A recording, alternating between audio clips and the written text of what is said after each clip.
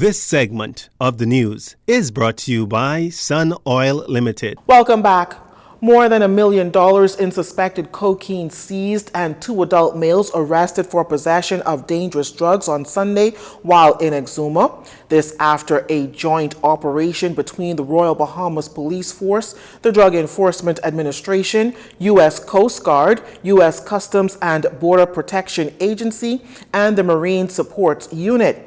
Police Press Liaison Officer Assistant Superintendent Audley Peters was on the scene of the arrival of the dangerous drugs at the Police Marine Dock to give more details. In a joint operation along with the Royal Bahamas Police Force, the Drug Enforcement Administration, U.S. Coast Guard, Marine Support Unit, and officers in the Exuma District were on surveillance in the area of the Exuma Keys when they observed a Piper aircraft flying at a low altitude in the area of Steventon.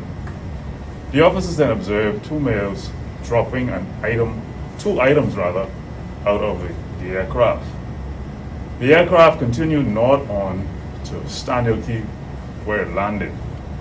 While at Staniel Key, 2 males were arrested, ages 59 and 27. However, in the area of Steventon, the officers found these 2 white coca sacks, and on examining the coca sacks, they discovered that they contained suspected cocaine. A count of the items was done, and 58 packages of cocaine were discovered, and they have a street value of about $1,161,000. According to ASP Peters, some 58 packages of cocaine were discovered with a street value of about $1,161,000. The suspects and drugs were brought into New Providence. The suspects are expected to be charged later this week. ASP Peters also noted that the nationalities of the suspects were unknown at the time. The lowest courts in the land now have 4 new magistrates who took their judicial oaths this morning. Chief Justice Sir Brian Morey, during his remarks, told the magistrates that there are 4 qualities of a judge, quoting from the Greek philosopher Socrates: to hear courteously, to answer wisely, to consider soberly, and to decide impartially.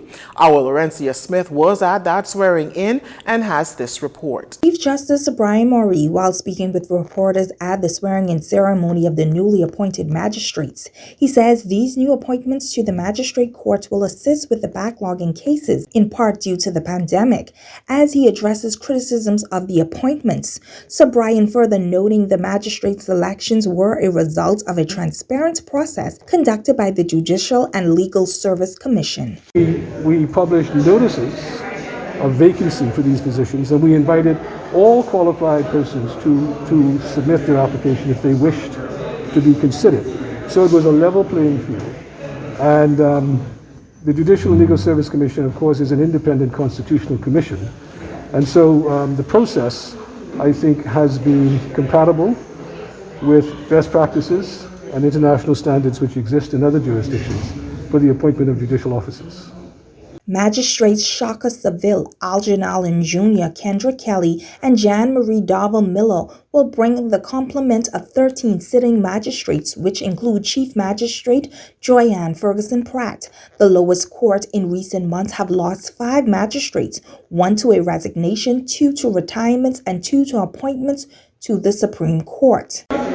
These additional resources is going to allow us now to open a second family court in the Magistrates Court, which I think many people will be pleased to hear, because that is one of the busiest courts.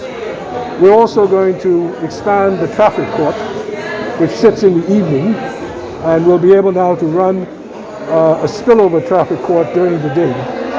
And of course, we'll be adding another 2 courts on the criminal side. Chief Justice Maurice says these appointments will help with the judicial improving its productivity within the magistrate court, while adding that he would hope to see an impact of these new appointments within 6 months. You know, catching up on cases is almost a constant problem, because you see, the statistical problem is that in the course of a given year,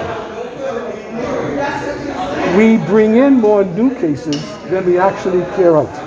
And that is a statistical fact in most courts around the world. Certainly it is true in the magistrate's court. So you almost have a perennial backlog. But what you have to try and do is manage it as best you can, make sure it doesn't get out of hand, and of course, try to deliver justice on a timely basis. Now, a fifth magistrate, Simone Brown, is expected to be sworn in next month. Mr. Neil Brathwaite was also sworn in today as a Supreme Court justice in a separate ceremony on Monday. I'm Laurentia Smith for Jcn News. You're watching Jcn News. Stay with us. This segment of the news has been brought to you by Sun Oil Limited.